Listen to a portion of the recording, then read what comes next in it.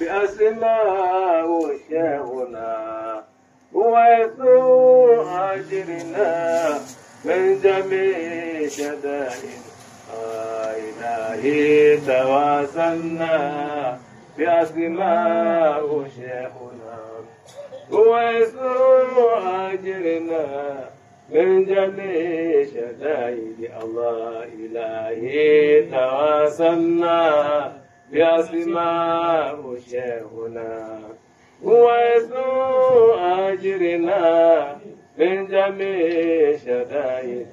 السلام عليكم ورحمة الله تعالى وبركاته. الحمد لله رب العالمين والصلاة والسلام على رسول الله صلى الله عليه وسلم. Hapa nimepewa kazi moja tu ya kumkaribisha shekhe wetu mdiri wa madrasa ya wapi? Shamsuddin Dar es Salaam.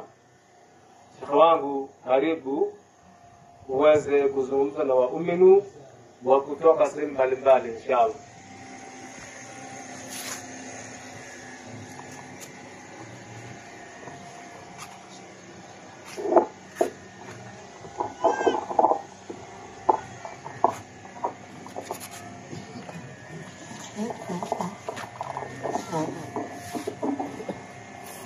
السلام عليكم ورحمة الله وبركاته. الحمد لله رب العالمين، ولا عاقبة للمتقين ولا عدوان إلا على الظالمين. أشهد أن لا إله إلا الله وحده لا شريك له، وأشهد أن محمدا عبده ورسوله. اللهم صل وسلم على سيدنا محمد وعلى آله وأصحابه ومن تبعهم بإحسان إلى يوم الدين. أما بعد.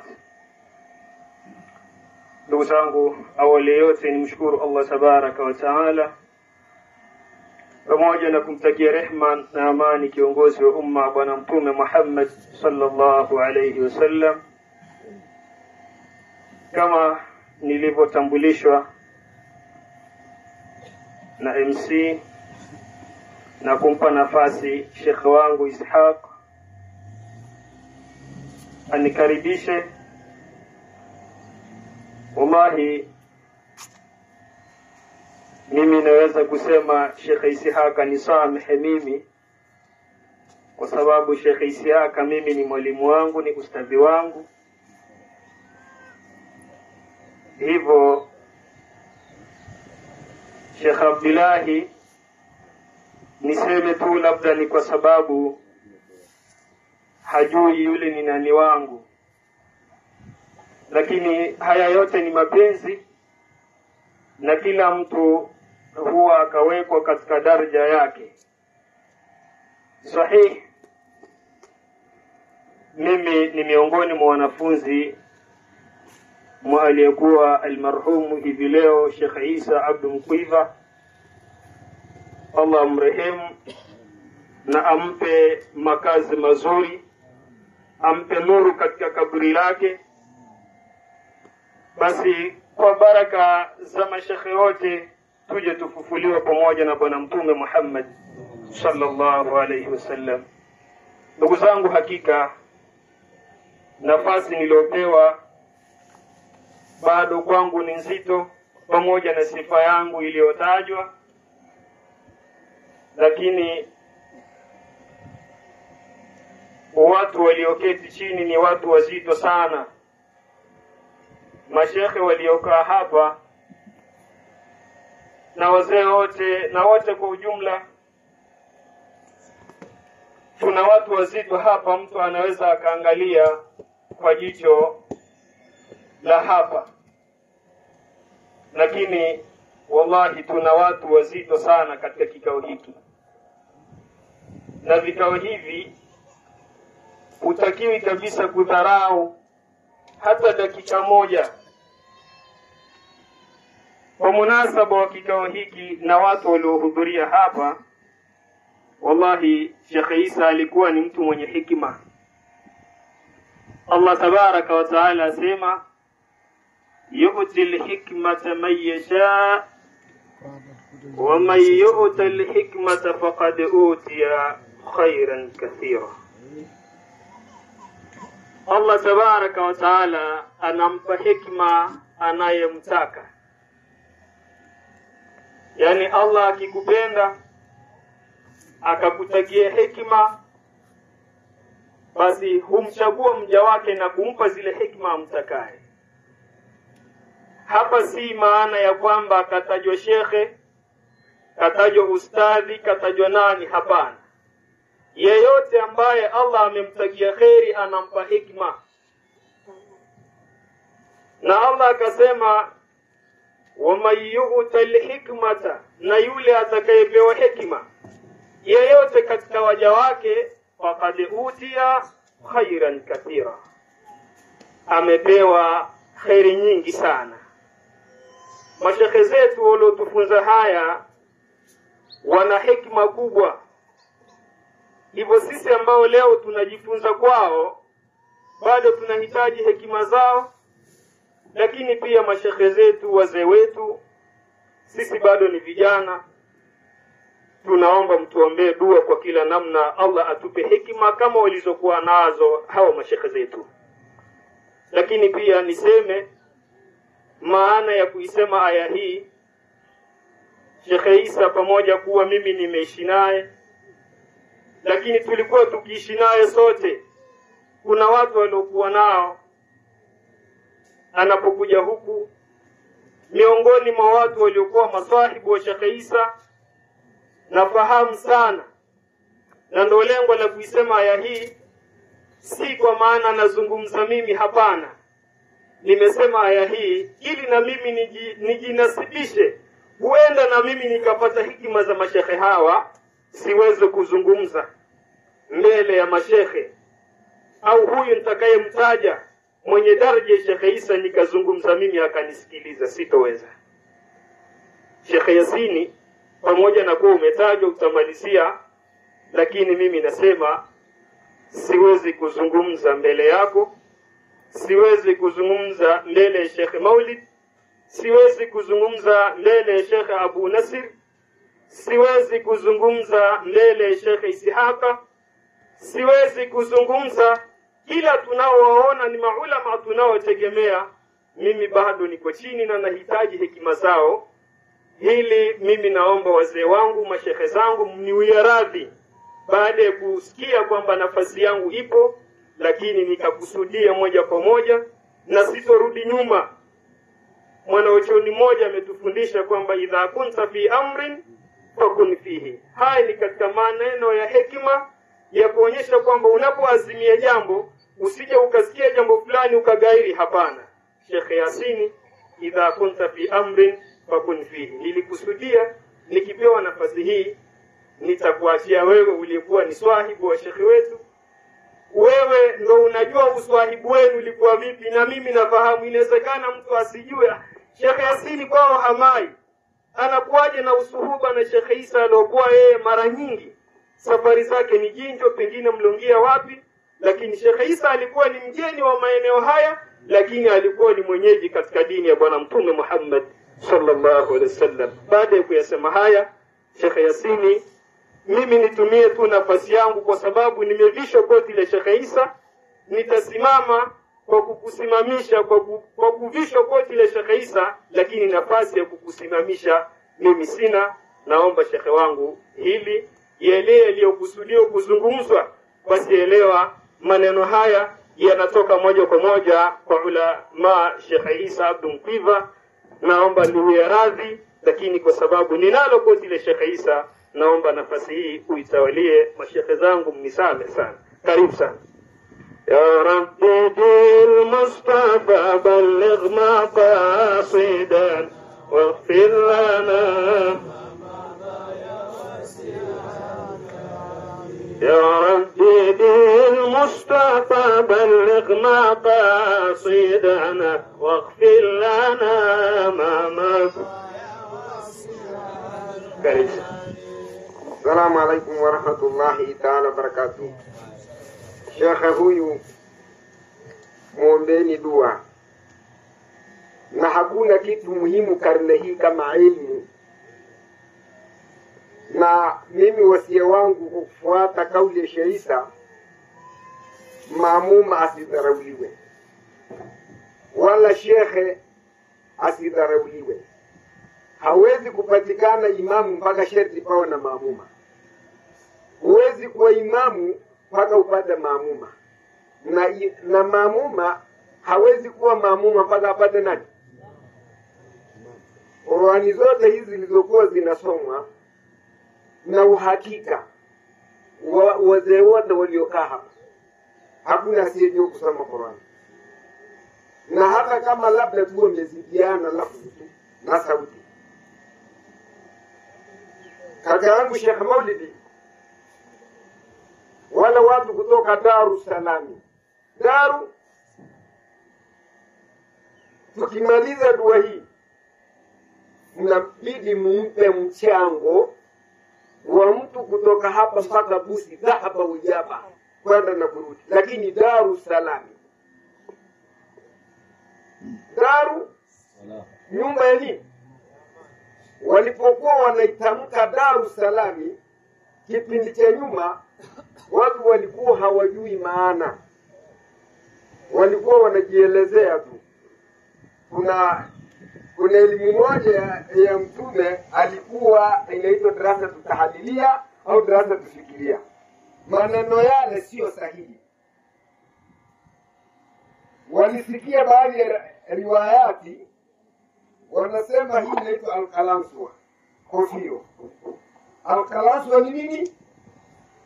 Wakasema ikibaliwa hivi huwa ni kibri, ikibaliwa namna hii ni Salma aturidu,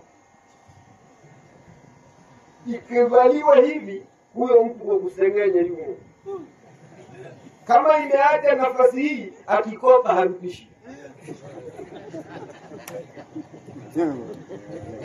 Sasa maneno haya walipoyachukua yakaonekana maneno hayo sio kweli.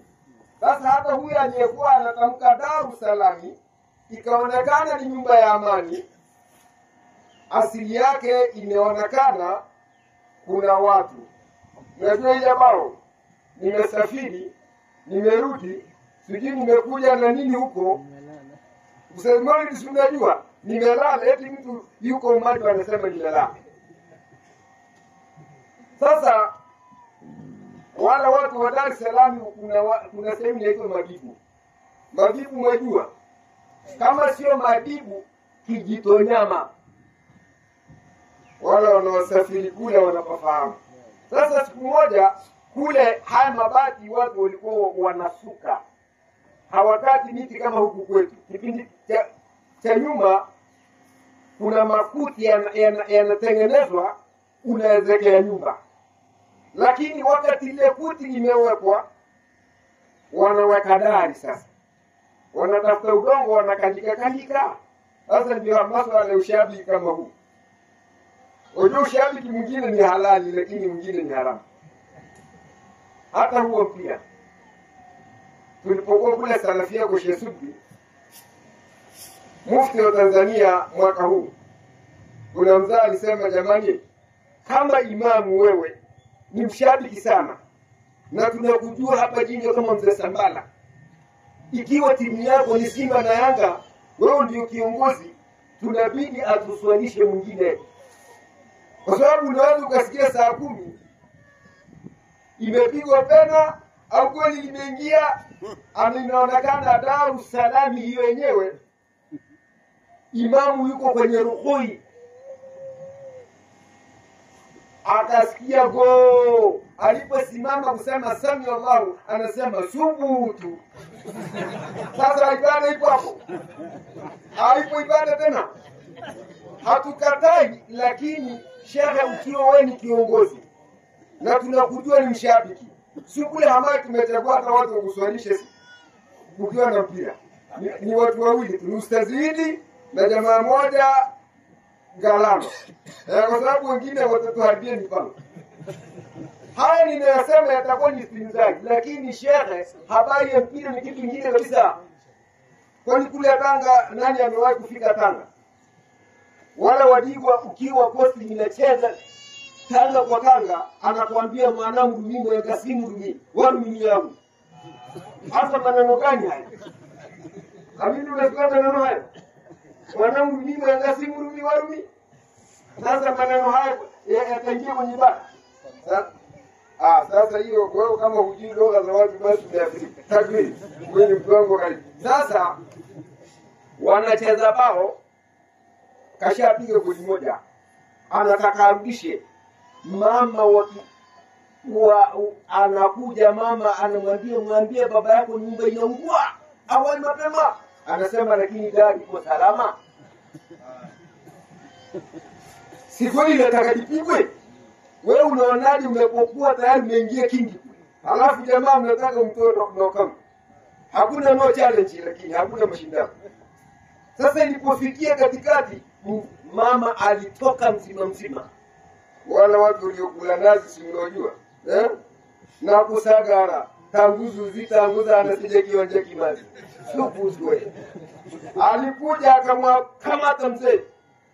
Mimi nakwambia nyumba inaungua, alafu unasema rudi kwa sababu.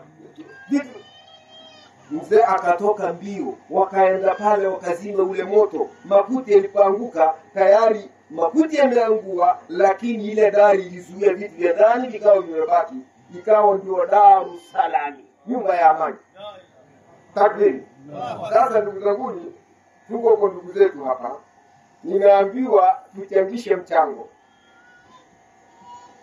Na hao mnaona hao vijana wote walikuwa wanasoma Qur'ani. Ninyi mnamjua kwamba Sheikh Maulid ni msomi wa Qur'ani? Mnamjua? Sauti alionayo mimi sifiki. Kipindi cha nyuma tulikuwa tunasoma. Hakikusoma ile tunasema wala kadi ataina Dauda wa Sulaimana ilma. Alikuwa yuko vizuri. Amini huko simo, sio fani yangu. Sasa naombeni leo tutafute watu ambao nyinyi mnaojua hapa Jinjo. Mchango wetu utakuwa tofauti. Tupata dalali huyu mmoja wa Jinjo. Kuna kule kwetu Jawala imeandikwa riziki haina dalali. Unajua maana yake? Riziki haina nani? Sasa tupata dalali huyu wa Jinjo, kwa sababu wala watu shekha wana watu msiwadharau.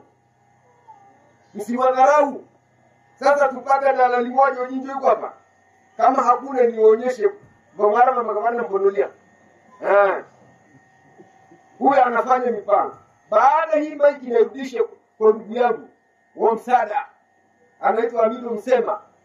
Aliwahi kugombea hata mambo fulani, hasa wale watu wanatoka kwa yangi kala hapo. Haona kama jamani diangusho. Tukikufanya na majivuno pesa shaka unatoboa. Ni mtarajio. Kuna dawa inaitwa majivuno pesa. Utafuta hiyo. Na basi unatokosha. Sasa naomba dalali moja tumpata hapo. Hayuko. Kama hakuna Sheikh Hamidu, hii nafasi nakupa utuchangishie, na wewe umekaa sehemu watu wanakujua. Kwa sababu sasa second tu. Jamani wewe sio hapa. Sio hapa. Sasa tengine mwanakana. Ndio maana na karaka kamusemo na sere ile mistihara tu ya nzima. Kuna kadege fulani kanasema katera sakara. Deni tweje. Meto Jinjo. Wala hata sikajui. Ni usingi. Sasa ishaka hebu ndio hapa kwa nimesha. Asante. Hebu amshe watu wetu. Assalamu alaikum wa rahmatullahi wa barakatuh. Mimi nashukuru sana ndugu yangu Yasin. Lakini mimi wakati nasoma nilikuwa na kariri tarehe tu za Maulid. Kwa hiyo sijabukua kama wewe ulivyobukua. Kumbuka tena ndaesewa sakar. Leo ndio nimesikia ndugu Waislamu, mimi ni mwana Jinjo. Nyumbani kulikuwa hapo chini kwenye mlambo kwa marehemu Madege, Mungu amfanyie taafifu mbele ya haki. Mimi nilikuwa magharibi, yeye mashariki. Nilikuwa kwa babu yangu mzee Kundulo, nimesomea shule hapo. Tukiwa na mwalimu wa Kena Mrimi, kwa jina maarufu alikuwa anaambiwa Kikono. Nisio mwongeaji sana, niangalie meza. Nyinyi mnalifahamu, naomba ambao wanalifahamu, kwa sababu ni madrasa inabidi tusimame nayo. Naanza mimi mwenyewe, bismillahi, Mungu atufanyie wepesi madrasa hiyo ili tupate walimu zaidi ya hawa ambao tunawasikiliza kwa wanasoma Qur'ani. Naombeni mchango, kila mmoja anacho, Mungu anajua unacho. Kwa hata ukijinama Mungu anakuona, na riziki hizi ni Mungu, bila Mungu hamna riziki, hatupati chochote. Hebu naombeni, naanza na wewe Yasir, usinivuruge mimi ndio vile vile. Mimi hata Magufuli alinipiga bomu, lakini mimi nimo, alhamdulillah, nashukuru Mungu. Na tilipo hii tena nimetiania, niko nasimama na naburuza, na mshikaji ambaye tulikuwa tunapambana naye yuko anaumwa, lakini mimi namwambia ulipewa mke wangu, naomba unirudishie mke wangu. Hebu nipeni huo mchango. Mjomba, hebu inshallah nijalie hizo sadaka ili tufikisha angalau. Hapa nimeuzia kesi, maana kusimama mbele ya watu si mchezo. Hali ni tete, tunajua jua limewaka, lakini tuwe na subira, na kwa sababu lengo ni madrasa ili tupate wasomaji wazuri. Mjomba, hebu fanya tena fikra hiyo. Uwezo kusema kila mmoja anakata kwenye njia yake, tunaweza kusema Simoni mjomba wangu heri, niletee hela hiyo. Jamani, ninusuru jamani, mimi mtoto wenu, kaka yenu.